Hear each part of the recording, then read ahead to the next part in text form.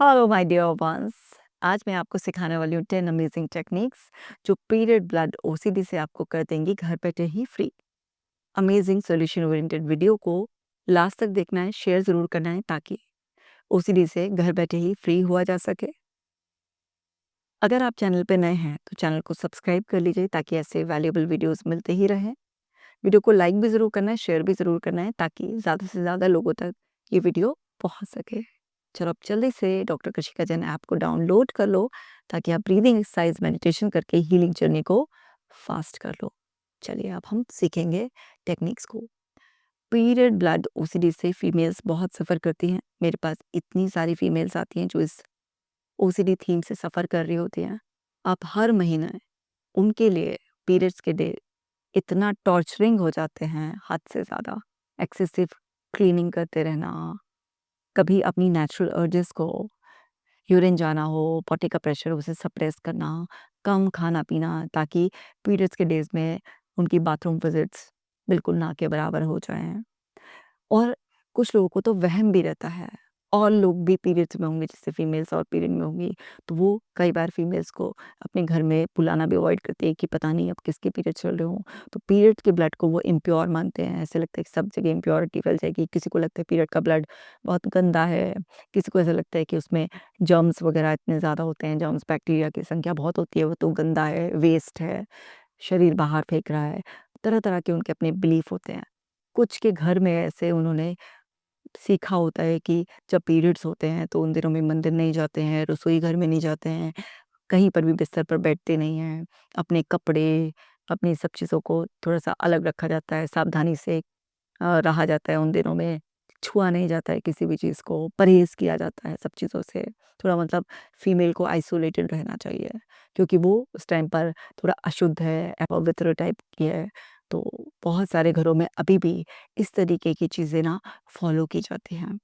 जहाँ पर कुछ फीमेल्स ने इस तरीके की अपनी मदर इन लॉ, बड़ी जो घर की लेडीज़ हैं उनकी डोमिनेंस देखी होती है। उन्हें कहीं पर कोई चीज़ छू लेने पर, बैठ जाने पर डाँट पड़ी भी होती है और उनको ये बताया हुआ होता है कि पीरियड्स के दिनों में तुम्हें गंदे की सब जगह नहीं फैलानी है, तुम सारे सब चीज़ों को अपवित्र कर दोगे, अशुद्ध कर दोगे।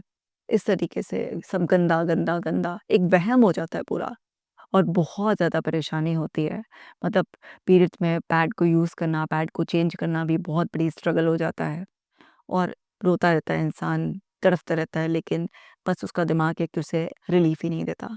तो अलग-अलग लोग इसी तरीके से इससे टॉर्चर होते हैं।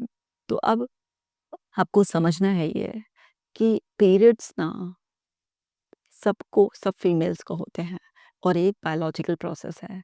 इसका होना एक ब्लेसिंग है क्योंकि हमारे पास एक नई लाइफ को जीवन देने की पावर आती है। तो ये तो एक ब्लेसिंग है और ऐसे इंडिया में भी बहुत सारे स्टेट्स हैं जहाँ पर फर्स्ट टाइम पीरियड्स को एक फेस्टिवल की तरह सेलिब्रेट किया जाता है।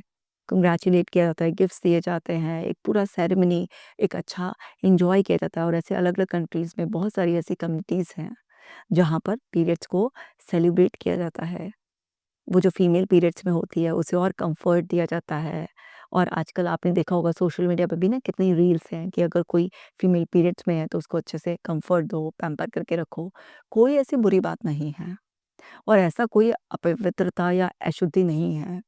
जैसे श्री कृष्ण और द्रौपदी के चीरहरण वाला भी आप याद कीजिए प्रसंग कि जब द्रौपदी का चीरहरण हो रहा था तो उस टाइम पर वो रजस्वला अवस्था में थी, यानी कि उनके पीरियड्स चल रहे थे। अगर इसमें कुछ ऐसा अपवित्र, अशुद्ध जैसा होता तो स्वयं भगवान श्री कृष्ण उनको क्यों उनका चीर बढ़ाने के लिए आते? तो ऐसा नहीं होता। ये पहले टाइम की बातें हैं, जहाँ पर सुख सुविधाएँ नहीं होती थी पहले ये सब ना, तो उसलिए औरतों को और छुट्टियाँ भी नहीं मिलती थी, उनको आराम देने के लिए उन्हें कुछ दिनों का रेस्ट दिया जाता था कि अभी तुम्हारे पीरियड्स चल रहे हैं, तो एक तो तुम्हें आराम मिल जाएगा क्योंकि ये एक थोड़ा-सा पेनफुल प्रोसेस होता है। शरीर में इतनी ना एक केमिकल प्रोसेस चल रहा होता है, तो पेनफुल भी होता है। आपने ज़रूर, आप खुद फीमेल हैं तो आपको पता होगा वो डिस्कम्फर्ट के बारे में। अगर आप मेल भी हैं तो आपने अपने घर में माँ, बहन, पत्नी, किसी को, गर्लफ्रेंड को, तो ऐसे आपको पता ही होगा ना खबर कि एक ऐसा पेनफुल प्रोसेस है क्योंकि फीमेल की बॉडी उस टाइम पर एक क्लेंजिंग मोड में है और बड़े सारे अंदर केमिकल चेंजेस हो रहे हैं, हार्मोनल है ना चेंजेस हो रहे हैं। तो ये एक ऐसा पीरियड होता है जिसमें कि फीमेल को रेस्ट मिलना चाहिए। तो पहले औरतें इतना काम करती थीं, फिज़िकल वर्क भी बहुत होते थे, तो उन्हें आराम नहीं मिलता था और ऐसे सैनिटरी पैड्स की इतनी सब सुविधाएँ भी नहीं थीं। अगर हम बहुत पहले जाएँ तो औरतें घाघरा या पेटीकोट इस तरीके की वो पहनती थी, पैंटीज़ भी बाद में आई। तो वो अपने थाइज़ में से कपड़ा दबाए हुए कहीं आराम से पड़ी रहेंगी, आराम करेंगी। तो ना तो वो जो ब्लड है वो इधर-उधर टपकेगा, फैलेगा और उन्हें आराम भी मिल जाएगा क्योंकि वो एक ऐसे प्रोसेस से गुज़र रही हैं जो थोड़ा-सा पेनफुल है। तो पहले जो सोच थी, उसको लोगों ने इस तरीके से आगे कैरी फॉरवर्ड कर दिया कि जैसे पीरियड्स में कोई औरत इम्प्योर हो जाती है, उसके अंदर से निकलने वाला ब्लड जो है वो ऐसे इम्प्योर है, जबकि इससे कोई इम्प्योरिटी नहीं होती। आप देखिए, हमें जो जीवन मिला है, आपको जो मिला है, वो सब इसी पीरियड ब्लड की वजह से ही मिला है। जब कोई भी महिला गर्भवती होती है, तो उसके पीरियड्स आने बंद हो जाते हैं। तो जिसमें एक जीवन देने की शक्ति है, वो कैसे गंदा हो सकता है? पर सबकी अपनी-अपनी सोच है, कुछ लोग अभी भी अपनी सोच से उभर नहीं पाए हैं, दकियानूसी सोच है, वो इस तरीके से गंदा मानते हैं और खुद भी उन्होंने यही सब ऊट-पटांग बातें फ़ॉलो की होती हैं और बाकी घर में भी अपनी आगे आने वाली पीढ़ियों को जो घर में बहुएँ आती हैं, बेटियाँ बड़ी होती हैं, सब यही सब चीज़ें सिखा देते हैं। और बहुत सारे लोगों का दिमाग उस चीज़ को पकड़ लेता है, वो मान लेते हैं कि नहीं, पीरियड का ब्लड जो है वो बहुत ही इम्प्योर है और हम सब जगह इम्प्योरिटी फैला देंगे और उनको एक चिड़न-सी बैठ जाती है अंदर से और बहुत परेशानी होती है। तो जिस भी वजह से अब आपको ये ऑब्सेशंस शुरू हैं। कुछ लोगों को सिंपल क्लीनिंग ओसीडी स्टार्ट होती है और फिर धीरे-धीरे उनका पीरियड डेज़ में भी वो जुड़ जाता है। उनको लगता है जब नॉर्मल वैसे ही टच करने से यहाँ-वहाँ और बाकी दिनों में भी गंदगी तो पीरियड्स के डेज़ तो और भी बड़ी गंदगी है। जिस भी वजह से आपको ये सब शुरू हुआ है, अब क्योर इसकी पॉसिबल है। तो देखो क्या करना है। सबसे पहले जो टेक्नीक है वो है टारगेटेड ईआरपी आपको करनी है एक्सपोज़र थेरेपी। तो gradually expose yourself to triggers जैसे looking at the word period. Period ऐसे टीवी में एड्स भी आते हैं ना या कुछ भी ऐसे वर्ड है, पीरियड लिख लो, खुद पेपर पे लिख लो या कहीं पर हो तो उसे लिख लो। पिक्चर ऑफ पैड्स, सैनिटरी जो नैपकिन्स होते हैं, उनकी पिक्चर्स को देखो, रेड कलर के ऑब्जेक्ट्स को देखो, बिना किसी क्लीनिंग रिचुअल के। Over time progress to handling pads, जो अनयूज्ड पैड्स हैं फिर उनको आप जो है ना हाथ में लो, then used in safe hygienic condition without compulsive washing. अब मैं आपको समझाती हूँ कैसे करना है। जैसे कि जो ब्लड का एसोसिएशन है रेड कलर से है, तो रेड कलर की आप चीज़ें देखो, तो आप क्या है कि जैसे रोली होती है, जैसे तलक लगाते हैं, उसको भी आप घोल सकते हो या वाटर कलर्स जो होते हैं रेड, वो भी आप कर सकते हो।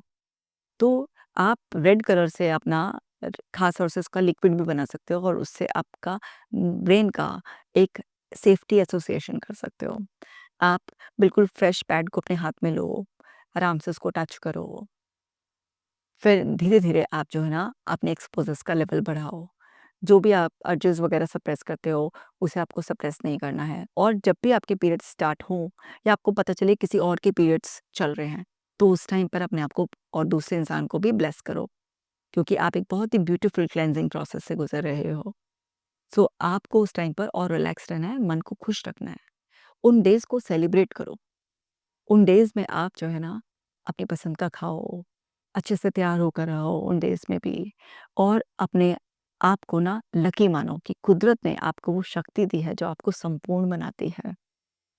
ईश्वर का धन्यवाद करो, ग्रैटिट्यूड में रहो और उस टाइम मन ही मन खूब ईश्वर को याद करो कि हे ईश्वर, आपने हमें संपूर्ण बनाया है।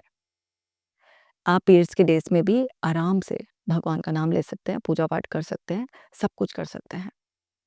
बस अपनी बेसिक हाइजीन का आपको ख़्याल रखना है। तो आप इन पीरियड्स के डेज़ में अपने माइंड को इस तरह से रिकंडीशन करो। दूसरा है cognitive reframing about blood. So challenge exaggerated danger belief, जो भी आपके दिमाग ने बढ़ा-चढ़ा कर बिलीफ को आपके लिए टॉर्चर बना दिया है। सो मेंस्ट्रुएशन ब्लड का क्या मतलब निकाला है इसने, ये डर्टी है, ये अनसेफ है, ये इम्प्योर है। सो उसे रिप्लेस क्या करना है with facts, it's natural not poisonous. ये कोई पॉइजनस नहीं है, इसमें ऐसे कोई जर्म्स बैक्टीरियाज कुछ ऐसा नहीं है जिससे कि ये इतना नुकसान देने वाला है। ना ही ऐसा कोई गंदा है और ना ही ऐसा अनसेफ है। आज की तारीख में तो इतने सेफ्टी मेजर्स हैं, सब अगर किसी की अफोर्डिंग कैपेसिटी कम भी है तो भी सबकी रेंज में सैनिटरी नैपकिन्स आते हैं और बहुत अच्छे आते हैं जो कि आपके पीरियड ब्लड को आराम से एब्जॉर्ब कर लेते हैं और आप बिल्कुल क्लीन ही रहते हैं। ना इसका कोई प्योरिटी इम्प्योरिटी से, ना ही किसी भगवान की कोई डिसरिस्पेक्ट हो जाएगी, आप खाने को जाकर छू देंगे, अचार को जाकर छू देंगे तो कुछ अशुद्ध हो जाएगा, इसका कोई भी संबंध नहीं है। ये सब फिजूल की बकवास बातें हैं। तो आपको रिप्लेस करना है कि भैया ये नेचुरल है, इसमें किसी भी तरीके की इम्प्योरिटी खतरा कुछ नहीं है। Millions of women live with it daily. कितनी लाखों औरतें ना हर दिन पीरियड्स के प्रोसेस से गुजर रही होती हैं।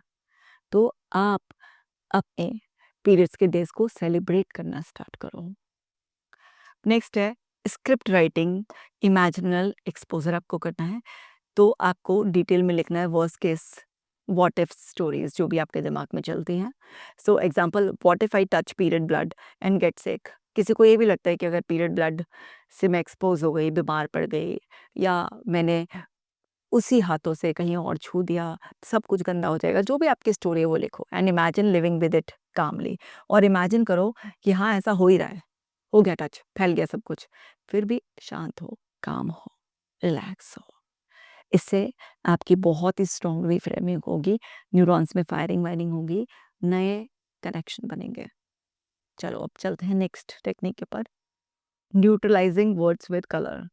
So train yourself to unlink red is equal to danger. Exposed to harmless red objects, tomato ketchup, red paint, clothes, किसी भी उससे ऐसे अपने ब्रेन का एसोसिएशन करो रेड कलर से। This reduces the trigger sensitivity to blood colour. इससे आपकी जो सेंसिटिविटी है ब्लड कलर के लिए वो बहुत कम हो जाएगी। नेक्स्ट है association splitting. Build new association. Instead of blood is equal to dirty, practice blood is equal to life. Strength. Nature की साइकिल है। ब्लेस्ड हो भाई तुम, ये तो जीवन है, इससे जीवन मिलता है, और जिससे जीवन मिलता है वो तो बहुत ही अच्छा है, खूबसूरत है। और जितने भी लोगों ने आपको उल्टी सीधी बातें बताई हुई हैं या अभी तक भी फॉलो करते हैं, उनको छोड़ो, सबको ज्ञान नहीं देना है। अगर कोई पुरानी वो दकियानुसी फालतू की बातों में अभी भी फंसा हुआ है, दलदल में से गड्ढे में रहना है, उसे रहने दो। तुम अपनी सोच के स्तर को बढ़ाओ और पीरियड के ब्लड को जीवन मानो, सेलिब्रेट करो। नेक्स्ट है delay and shrink washing rituals. So if you feel like washing after exposure, भाई आपका हर महीने नेचुरल एक्सपोजर तो होना ही है क्योंकि पीरियड्स तो आएंगे ही आपको। सो डिले करो वॉशिंग को, कम से कम पहले 10 मिनट से। ओवर टाइम रिड्यूस करना है नंबर ऑफ वॉशेस। इससे क्या होता है, कंपल्शन का लूप टूट जाता है। अब जैसे मैं आपको एग्जांपल बताती हूँ, मेरी क्लाइंट थी, तो जब उनके पीरियड्स आते थे तो वो क्या करती थी, जब बाथरूम में जाती थी तो सबसे पहले अपने हाथ धोती थी, फिर थोड़ा अपने कपड़ों को एडजस्ट करती थी और बिल्कुल कोने से ऐसे पैड को अपनी पैंटी पे से रिमूव करके और उसको बिल्कुल ऐसे कि पूरा का पूरा वो लटक रहा है उसमें, ऐसे बिल्कुल अपने हाथ ऐसे दूर रख के बॉडी से रख के, और एक साइड में उन्होंने एक जगह बना रखी थी, वहाँ पर उसे रोल करके ऐसे रखती थी। फिर उसके बाद दोबारा हाथ धोती थी। दोबारा हाथ धोने के बाद फिर एक नया फ्रेश पैड लेती थी और उसको फिक्स करती थी। फिर पैंटी पे फिक्स करने के बाद अपने हाथ फिर धोने, फिर अपनी पैंटी को ऊपर करना। अब इन्होंने ये सिक्योर कर लिया, फिर उसके बाद वो जो उन्होंने रोल करके वो डाला था, उसको एक बड़ी-सी ब्लैक पॉलीथीन में कई बार wrap, wrap, wrap, wrap, wrap करके उसको पूरा ऐसे गाँठ लगा के और फिर उसको ऐसे लटका के ले जाना और पूरा का पूरा जो है ना, उसको बाहर ले जाकर डस्टबिन में डालना। अब डस्टबिन में डालकर आई वो, बाथरूम के डस्टबिन से जो उनका बिल्कुल घर के बाहर वाला डस्टबिन था, उसमें डालना था, ये नहीं कि बाथरूम के डस्टबिन में डाल दें। अब उन्होंने बाथरूम का जो दरवाज़ा खोला था, क्योंकि बाकी सारे दरवाजे तो वो खुले रख कर आती थी, ताकि बाथरूम से निकलकर लास्ट जो घर के बाहर वाला डस्टबिन रखा है उस तक जाने में उन्हें कुछ भी टच ना करना पड़े। तो अब इन्होंने, क्योंकि बाथरूम तो बंद ही करा है ये सब करते वक़्त, तो वो फिर आती थी, बाथरूम के दरवाजे के जो हैंडल था उसको बिल्कुल क्लीन करना, और फिर उसके बाद क्लीन करने के बाद वो जहाँ पर उन्होंने पैड रखा था उस जगह को भी क्लीन करना, फिर हाथ धोना और फिर जाकर बाथरूम से निकलना। आप सोचो, एक पैड चेंज करने में कितनी मुसीबत है। तो आपको क्या करना है, धीरे, धीरे, धीरे, धीरे ये जो स्टेप्स हैं, इसमें जो अननेसेसरी के स्टेप्स हैं उनको ब्रेक करना है। तो हमने उनको वही करा है कि प्लान करते हैं पूरे एक्सपोज़र्स, अननेसेसरी स्टेप्स को हटवाते हैं। तो आप अपने घर पे अपना अच्छे से प्लान कर लेना और वॉशिंग को भी आपको डिले करना है, अननेसेसरी स्टेप्स को भी कट करना है। नेक्स्ट है mindful acceptance of discomfort.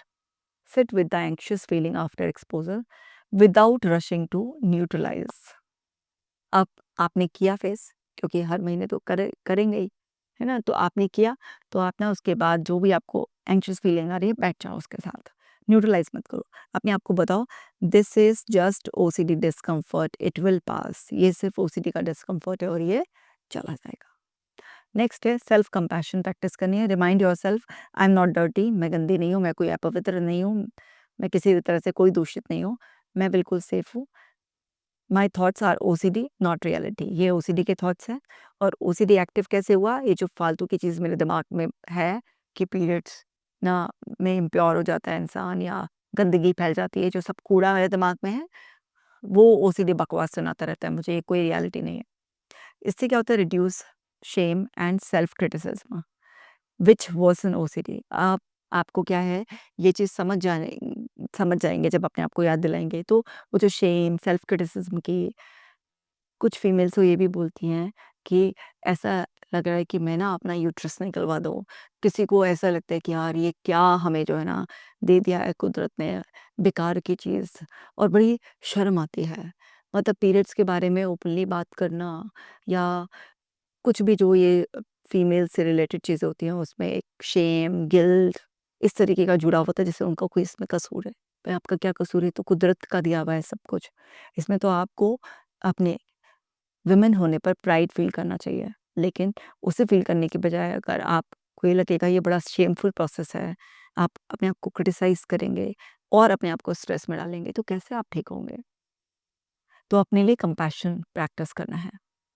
Next है बिहेवियरल एक्सपेरिमेंट से टेस्ट करना है बिलीफ को। Touch something you think is contaminated and wait without cleaning. आप कुछ भी जिसको आपको लग रहा है कि कंटेमिनेट हो गया है पीरियड ब्लड से, आपने किसी और ने किसी के पीरियड चल रहे थे, उसने कंटेमिनेट कर दिया, उसे टच करो, क्लीनिंग मत करो। नोटिस करो, नथिंग कैटास्ट्रोफिक हैपेंस। कुछ भी ऐसा नहीं हुआ जो आपका दिमाग पूरा बता रहा था। ये सब अलग अलग चीज़ें आपको करनी पड़ेंगी। नेक्स्ट है grounding with facts and science. बताया था मैंने शुरू में भी वीडियो के, लर्न करना है biological facts. Menstruation blood is not toxic, it's a normal part of the reproductive system. Knowledge reduce करती है इरेशनल फियर को। इरेशनल फियर मतलब बिल्कुल टोटल जो एक बेसलेस बातें हैं। तो मैं वीडियो के शुरू में आपको बताई गई कि ये तो एक नॉर्मल बायोलॉजिकल प्रोसेस है। साइंस इस चीज़ को ऐसा नहीं मानती है कि इसमें कोई इम्प्योरिटी होती है या इसमें कोई ऐसे टॉक्सिन्स होते हैं जिसके एक्सपोज से कुछ हार्म हो जाएगा किसी को। जैसे ही ब्लड आउट होता है, एयर के एक्सपोजर में आता है, वो ड्राई होना स्टार्ट हो जाता है, वो कहीं स्प्रेड भी नहीं होता है कि कहीं ऐसे स्प्रेड हो जाएगा। तो जितना आप अपने आप को साइको एजुकेट करते हो इस फैक्ट्स से, तो वो आपके इरेशनल फियर को कम कर देते हैं और आपके जो फिजूल के जो एक चेन बिलीफ आपको मिले हुए हैं ना कि पीरियड्स के डेज को हवा बनाया हुआ है, इस हौवे को अपने दिमाग में से उतार कर फेंको और हर महीने अपने पीरियड्स को अच्छी तरीके से सेलिब्रेट करो। अगर आपके घर में बेटी है, उसके भी पीरियड्स को सेलिब्रेट करो। जितने भी वुमेन्स हैं, उनको और कम्फर्ट दो, उनको और ना कहते हैं ना प्यार और इज़्ज़त दो उन दिनों में। धीरे-धीरे आपके दिमाग से ये जो पीरियड्स का बवाल है, ये हट जाएगा और आपके लिए वो आपके जो 3 टू 5 डेज़ हैं, वो आपके लिए कैसे सेलिब्रेशन वाले डेज़ बन जाएँगे कि आप एकदम एब्सोल्यूटली कंफर्टेबल फ़ील करोगे। और जब आपके दिमाग में ही सब रीप्रोग्रामिंग हो जाएगी, तो इस साफ-सफाई के वहम अपने आप ही ख़त्म हो जाएँगे। तो अगर आप फीमेल हैं, तो अपनी मदद ऐसे करिए, अपने हस्बैंड, ब्रदर, फादर जो भी और घर में लोग आपको सपोर्ट कर सकते हैं, उन सबको दिखाइए। इसके बारे में बात करने में और दूसरों की इवन मेंस की भी हेल्प लेने में कोई शर्म की बात नहीं है। अगर आप मेल हैं और आपने ये वीडियो देखी है, तो प्लीज़ अपनी लाइफ में जो भी इम्पोर्टेंट फीमेल है, उसकी मदद कीजिए। इस वीडियो को ज़रूर शेयर कीजिएगा ताकि ज़्यादा से ज़्यादा लोगों की भी मदद हो सके। मैं मिलूँगी आपसे नेक्स्ट वीडियो में। आप अपना ख़ास ख़्याल रखना।